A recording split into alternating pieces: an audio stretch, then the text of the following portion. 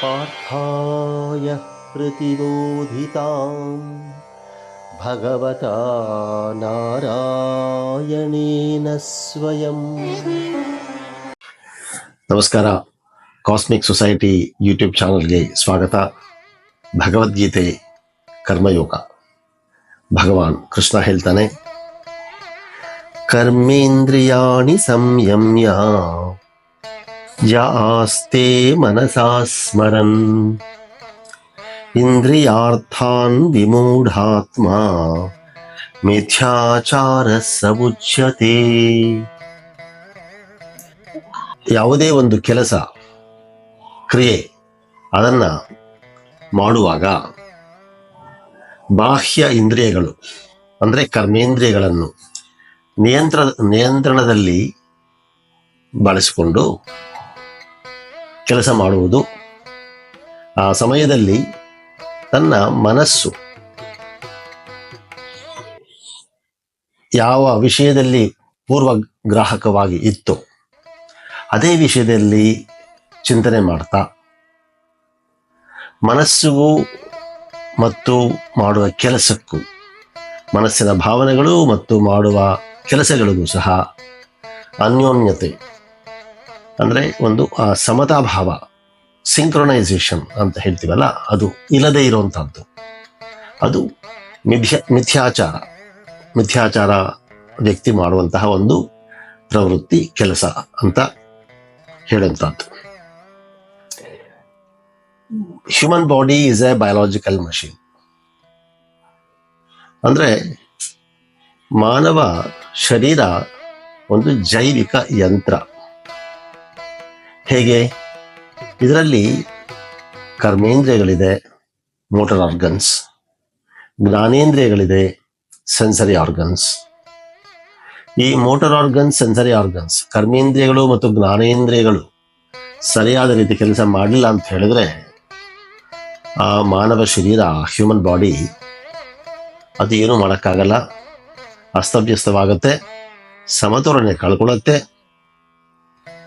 ಮತ್ತೆ ಯಾವುದೇ ಒಂದು ಕೆಲಸವನ್ನು ಪರಿಪೂರ್ಣವಾಗಿ ಸರಿಯಾಗಿ ಮಾಡುವುದಕ್ಕೆ ಆಗುವುದಿಲ್ಲ. ಹಾಗಂದ್ರೆ ಈ ಸಮತೋಲನೆ, proper balance, adjustment between motor organs and sensory organs ಅನ್ನೋದು ಬಹಳ ಬಹಳ ಅವಶ್ಯಕತೆ. ಈಗ ಸಾಮಾನ್ಯವಾಗಿ ಒಬ್ಬ ವ್ಯಕ್ತಿ ಕೆಲಸ ಮಾಡುವಂತಹ ಸಮಯದಲ್ಲಿ ಯಾವುದೋ ಒಂದು ಕೆಲಸ ಮಾಡ್ತಿರ್ತಾರೆ, ಮನಸ್ಸು ಬೇರೆ ಏನೋ ಯೋಚನೆ ಮಾಡ್ತಿರತ್ತೆ, ಮತ್ತೆ ಇನ್ನೊಂದು ಕೆಲಸ ಮಾಡಬೇಕು ಅಂತ ತಗೊಳ್ತಾರೆ. ಈ ಕೆಲಸನೂ ಮಾಡಬೇಕು, ಎರಡನೇ ಕೆಲಸನೂ ಮಾಡಬೇಕು. ಆಗ ಮನಸ್ಸು ಬೇರೆ ಇನ್ನೊಂದ್ರ ಬಗ್ಗೆ ಆತಂಕನೋ, ಉದ್ವೇಗನೋ ಅಥವಾ ಬೇರೆ ಏನೋ ಯೋಚನೆ ಮಾಡ್ತಿರತ್ತೆ. ಈ ರೀತಿ ಒಂದು ಮಲ್ಟಿ ಟಾಸ್ಕಿಂಗ್ ಅಂತ ಹೇಳ್ಬೋದು, ತಪ್ಪಲ್ಲ. ಆದರೆ ಈ ಮಲ್ಟಿ ಟಾಸ್ಕಿಂಗ್ ಬಂದಾಗ ಅದು ಮನಸ್ಸು ಮತ್ತು ಮಾಡುವ ಕೆಲಸಗಳ ಮಧ್ಯೆ ಇರುವಂತಹ ಒಂದು ಅಂತರ ಜಾಸ್ತಿ ಆಗಬಾರ್ದು, ಅದು ಕಮ್ಮಿ ಆಗಬೇಕು. ಮತ್ತು ಒಂದು ಬ್ಯಾಲೆನ್ಸಿಂಗ್ ಸಿಚುಯೇಷನ್, ಸಮತೋಲನ ಸ್ಥಿತಿಯಲ್ಲಿರಬೇಕು. ಅದಿದ್ದಾಗ ಆ ಕರ್ತವ್ಯ ಪರಿಪೂರ್ಣವಾಗುತ್ತೆ, ಸರಿಯಾಗತ್ತೆ. ಆ ರೀತಿ ಇದ್ದಾಗ ಒಂದು ಕೆಲಸ ಅಲ್ಲ, ಒಂದಲ್ಲ, ಎರಡಲ್ಲ, ಮೂರಲ್ಲ, ಹೆಚ್ಚು ತಗೊಂಡ್ರು ಸಹ ಆ ವ್ಯಕ್ತಿ ಮಾಡೋದಕ್ಕೆ ಒಂದು ಸಮರ್ಥರಾಗ್ತಾರೆ. ಆವಾಗ ಆ ಕೆಲಸ ಸಹ ಪರಿಪೂರ್ಣವಾಗುತ್ತೆ. ಈ ಶ್ಲೋಕದಲ್ಲಿ ಹೇಳುವಂತಹದ್ದು ಮಿಥ್ಯಾಚಾರ ಅಂದ್ರೆ ಏನು?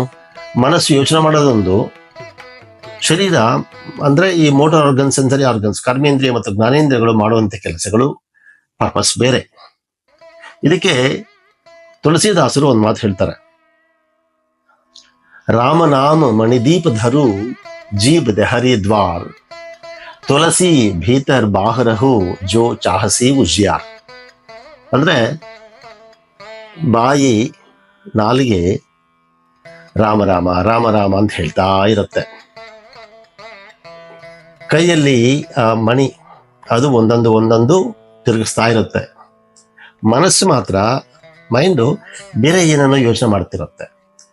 ಈ ಹೇಳು ರಾಮನಾಮ ಜಪಕ್ಕೂ, ಕೈಯಲ್ಲಿ ಓಡ್ತಿರೋ ಒಂದು ಮಣಿಗೂ, ಮನಸ್ಸು ಯೋಚನೆ ಮಾಡ್ತಿರುವ ಭಾವನೆಗಳಿಗೂ, ಆಲೋಚನೆಗಳಿಗೂ ಸಂಬಂಧ ಇರಲ್ಲ.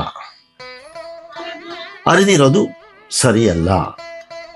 ಶಾರೀರಿಕವಾಗಿ, ಮಾನಸಿಕವಾಗಿ ಮಾಡುವ ಕೆಲಸದಲ್ಲಿ ತನು ಮನ ಎರಡು ಜೊತೆಯಾಗಿ ಅದು ಮಾಡಿದಾಗ ಆ ಕೆಲಸ ಸರಿಯಾದ ರೀತಿ ಪರಿಪೂರ್ಣವಾಗುತ್ತೆ. ಜೊತೆಗೆ ಆ ವ್ಯಕ್ತಿಯ ಮನಸ್ಸು ಒಂದು ಸಮತೋಲನ ಸ್ಥಿತಿಯಲ್ಲಿರುತ್ತೆ, ಸಮತಾ ಭಾವದಲ್ಲಿರುತ್ತೆ.